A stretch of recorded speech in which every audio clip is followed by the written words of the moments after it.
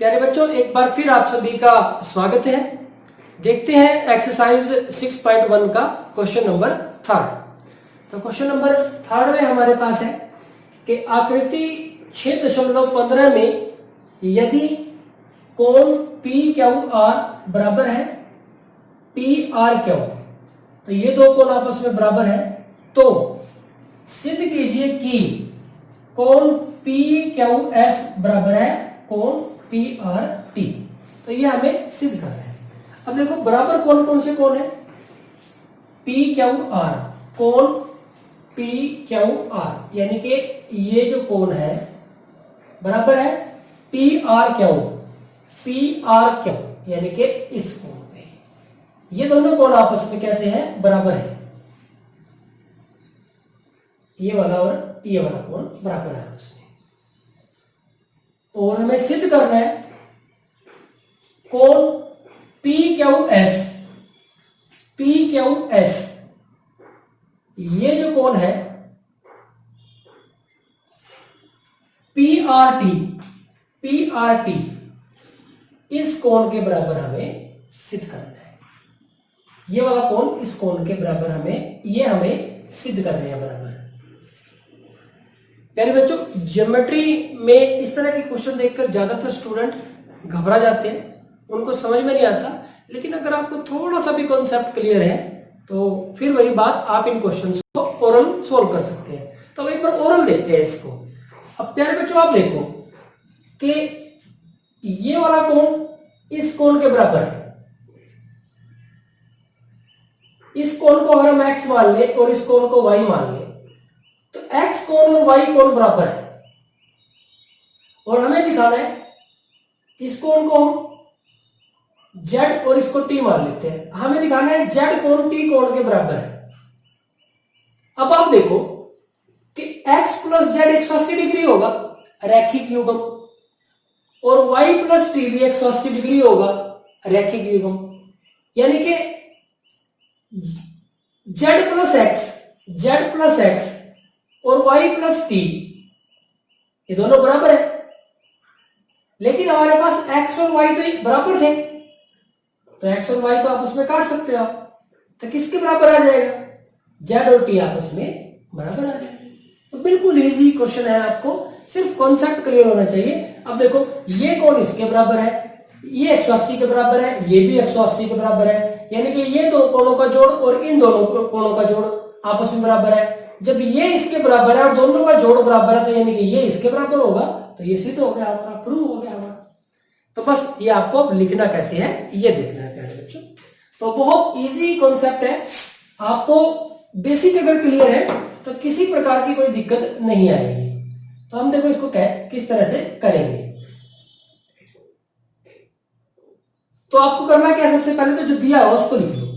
क्या है हमारे पास कि कोण पी क्यू आर बराबर है कोण पी आर क्यू की। तो इसको समीकरण एक मान लो, ये हमें दे रखा है। अब चाहो तो लिख सकते हैं कि दिया गया है और हमें सिद्ध करना है, हमें क्या सिद्ध करना है कि कोण पी क्यू एस बराबर है कोण पी आर टी। तो ये हमें सिद्ध करना है। अब इसके लिए देखो क्या करेंगे आप। अब यहां से इस पे आ जाओ, इस दोनों कोणों के योग पे, यानी कि हमारे पास कौन कौन सा कोण है, एक तो पी क्यू और आर, कोण P Q R plus P Q R और पी क्यू एस, कोण पी क्यू एस बराबर है 180 डिग्री। कैसे, रैखिक युग्म है, रैखिक युग्म। ठीक इसी तरह से ये वाला कोण पी आर क्यू, कोण पी आर क्यू प्लस कोण पी आर टी, कोण पी आर टी, ये भी है हमारे पास 180 डिग्री। ये भी कैसा हुआ, रैखिक युग्म। दोनों ही हमारे पास रैखिक युग्म होंगे। ये इन दोनों का जोड़ और इन दोनों का जोड़, दोनों का जोड़ 180 डिग्री के बराबर है। अब आप देखिए, ये हमारा समीकरण 2 और ये समीकरण 3। तो समीकरण 2 और 3 से, समीकरण 2 और 3 से दोनों 180 के बराबर है, यानी कि दोनों भी आपस में बराबर होंगे। यानी कि कोण पी क्यू आर प्लस कोण पी क्यू एस बराबर है किसके? कोण पी आर क्यू प्लस कोण पी आर टी, यानी कि ये वाले इसके बराबर हो। अब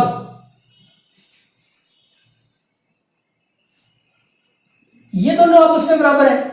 देखो पी क्यू आर ये रहा और पी आर क्यू ये रहा। अब यहां से लिख दो कि क्योंकि कोण पी क्यू आर बराबर है कोण पी आर क्यू, तो या तो आप पी क्यू आर की जगह पे पी आर क्यू लिख दो, या पी आर क्यू की जगह पे पी आर क्यू की जगह पे पी क्यू आर लिख दो, क्योंकि दोनों आपस में बराबर है। उसकी जगह पे दूसरा लिख सकते हैं।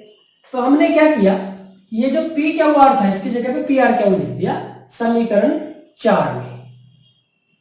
तो आप लिख सकते हो कि कोण पी क्यू आर का मान समीकरण 4 में रखने पर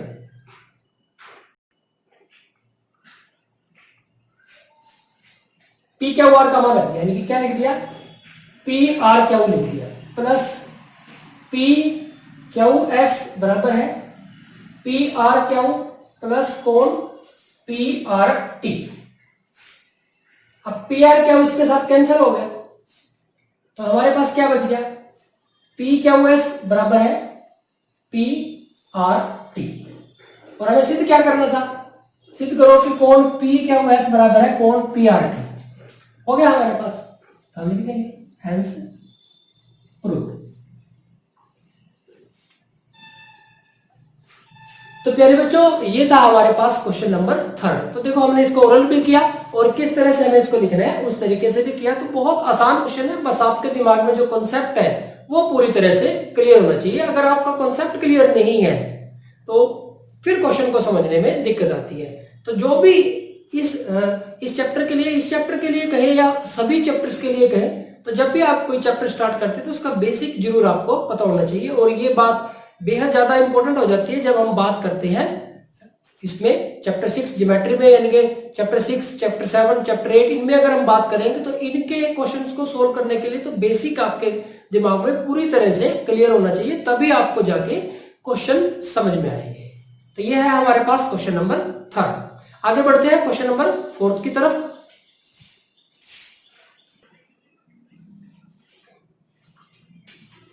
प्यारे बच्चों, ठीक इसी तरह से हमारे पास एक्सरसाइज 6.1 का क्वेश्चन नंबर 4 है। और क्वेश्चन नंबर 4 में कहा गया है कि आकृति 6.16 में, यहाँ पे आप इसको 6.16 भी कह सकते हैं, क्योंकि 6 यानी कि यहाँ पे हमारे पास इसका जो संबंध है 6.16 या फिर 6.16, इसका मतलब ये है कि भी छठे चैप्टर की ये 16वीं आकृति है। तो इसको ऐसा तो नहीं कह सकते कि छठे चैप्टर की 160वीं आकृति भी है, तो ऐसा नहीं है। तो आप इसको इस केस के लिए, जब आकृति के केस में बात हो रही है, तो आप इसको 6.16 भी कह सकते हैं और 6.16 भी कहें तो कोई ज्यादा सा फर्क नहीं है। लेकिन आमतौर पर जब हम नंबर्स में डील करते हैं डेसिमल्स में, तो 6.16 और 6.1600 ये एक ही बात है। तो इसी वजह से हम डेसिमल के बाद सिंगल डिजिट बोलते हैं। तो यहाँ पे आप इसको जो भी है वो ऐसा ले सकते हैं इसका नाम, क्योंकि यहाँ पे क्या है कि आकृति का नंबर है, 15वीं आकृति है, 20वीं आकृति है, 16वीं आकृति है, कोई ज्यादा सा फर्क इस बात से नहीं पड़ता है।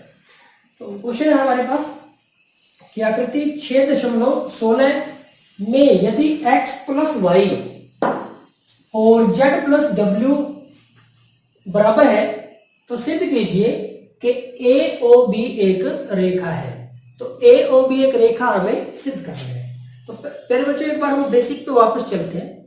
अब देखो जैसे हमारे पास क्या था, अगर हम आसन कोण की बात करें तो हमारे पास कुछ सिचुएशन इस तरह से थी।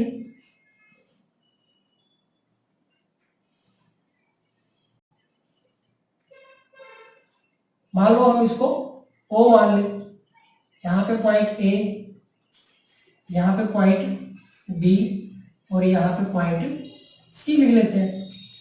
तो यहाँ पे जो ये कोण है कोण AOC और जो ये कोण है कोण BOC, तो ये कैसे कोण थे?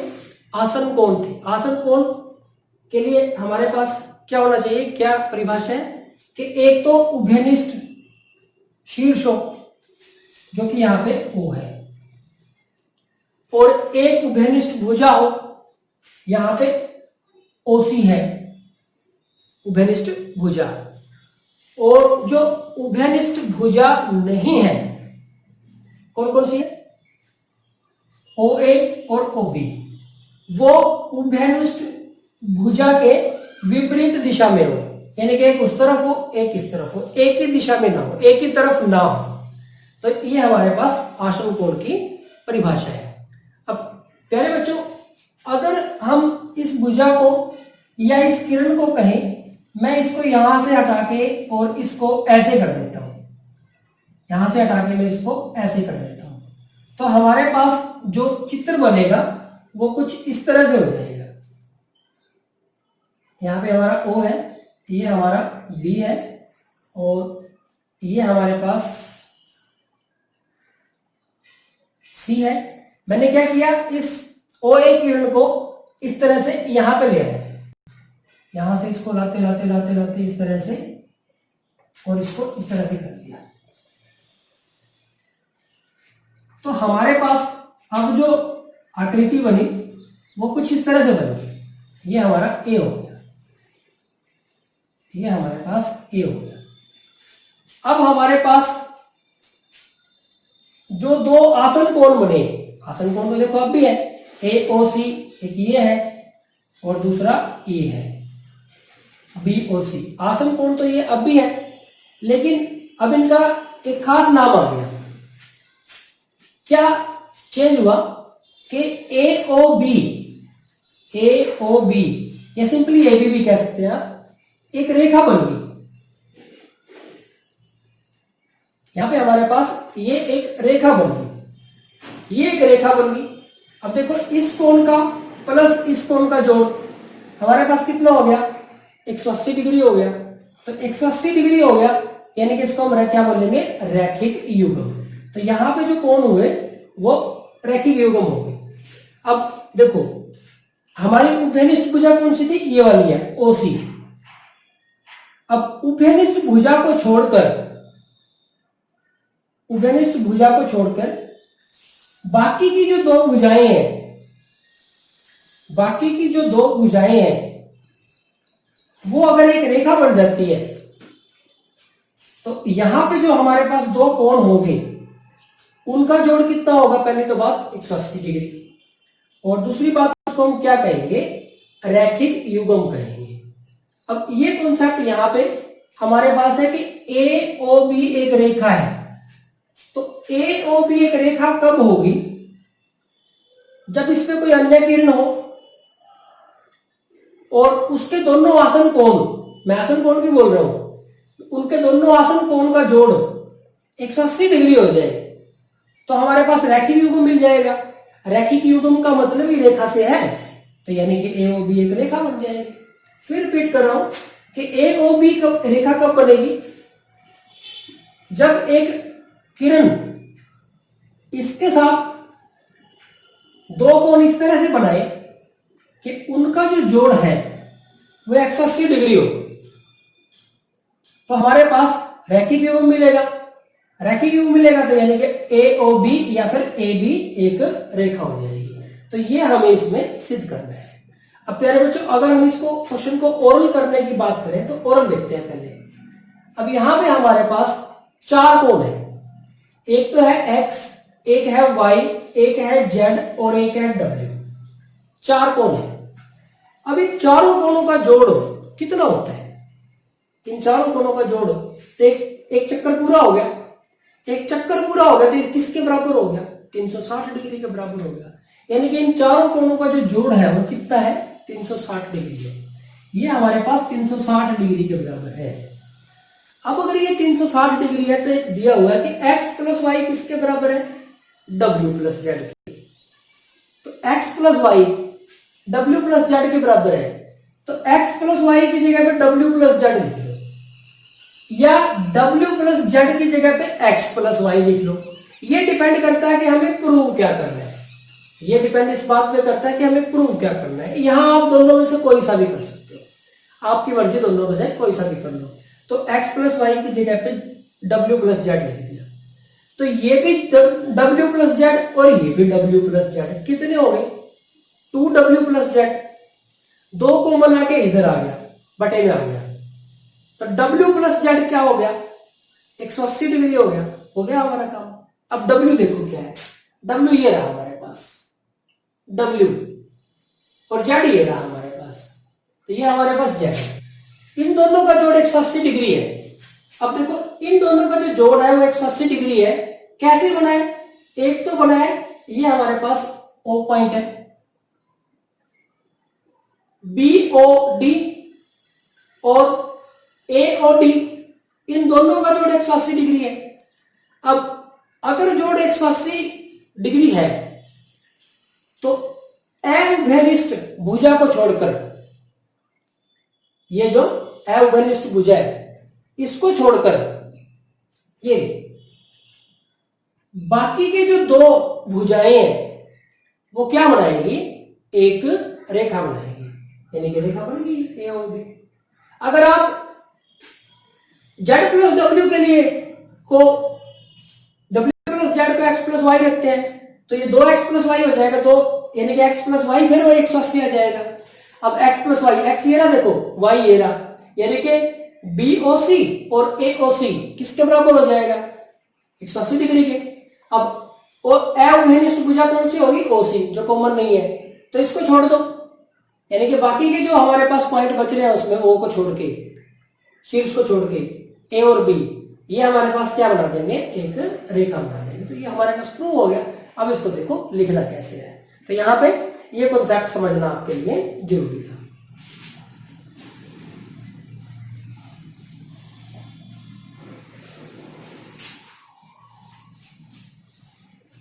अब प्यारे बच्चों हमारे पास दिया हुआ है कि x plus y w plus z के बराबर है। एक तो बात ये है, और हमें सिद्ध करना है कि AOB एक रेखा है। अब देखो इसको कैसे सिद्ध करते हैं। हम जानते हैं कि ये जो चार कोण है, कौन कौन से? x plus y plus z plus w, इनका जो जोड़ होगा वो किसके बराबर होगा? 360 डिग्री के बराबर होगा। एक संपूर्ण कोण हो गया, पूरा एक चक्कर 360 डिग्री के बराबर हो गया। अब हम इसको समीकरण 1 को यूज करेंगे। आपकी मर्जी, x प्लस वाई की जगह पे w प्लस जेड लिखते हो या w प्लस जेड की जगह पे x प्लस वाई लिखते हो, कोई फर्क नहीं पड़ता, इसमें एक ही बात है। तो हम क्या करते हैं कि x प्लस वाई लिख देते हैं। चलो x प्लस वाई के लिए x प्लस वाई का मान समीकरण 2 में रखने पर, और ठीक करना चाहो तो यहां लिख सकते हो कि समीकरण 1 से x प्लस वाई का मान समीकरण 2 में रखने पर। अब x प्लस वाई का मान है w प्लस जेड और z प्लस w हमारे पास है ही, तो ये हमारे पास 360 डिग्री होगी। तो यहां से हम करेंगे इसको, तो 2 इंटू डिग्री, आप बाद में इसको यहां से डिग्री छोड़ना चाहो तो छोड़ दो, बाद में लगा देना। अब यहां से दो तो हमारे पास क्या हो गए? w हो गए, और 2 ही z हो गए, ये 360 हो गया। तो 2 कॉमन ले लिया, w प्लस जेड 360 हो गया हमारे पास, तो w प्लस जेड 360 बटे में 2, यानी कि w प्लस जेड कितना आ गया? 180। यानी कि जो w और z है, ये जो दो कोण है, इनका जो जोड़ है वो 180 डिग्री है। अब देखो w कोण कौन सा है? W प्लस जेड, ये हमारे पास 180 डिग्री है। W कैसे बना होगा, कोण BOD से, प्लस Z कैसे बना होगा, कोण AOD से। ये किसके बराबर है, 180 डिग्री। अब आप ये देखें कि ये दोनों जो कोण है, ये हमारे पास जो दोनों कोण है कैसे कोण है, आसन कोण है। आसन कोण की परिभाषा आप अपने दिमाग में सोचें और देखें कि ये दोनों आसन कोण है या नहीं है। तो ये हमारे पास दोनों कोण कैसे हैं, क्योंकि कोण BOD, या कोण लिखने की जरूरत नहीं है क्योंकि यहां पे आ गया कि कोण BOD और कोण AOD आसन कोण है तथा इनका योग 180 डिग्री है। इसलिए ये इसलिए का निशान है,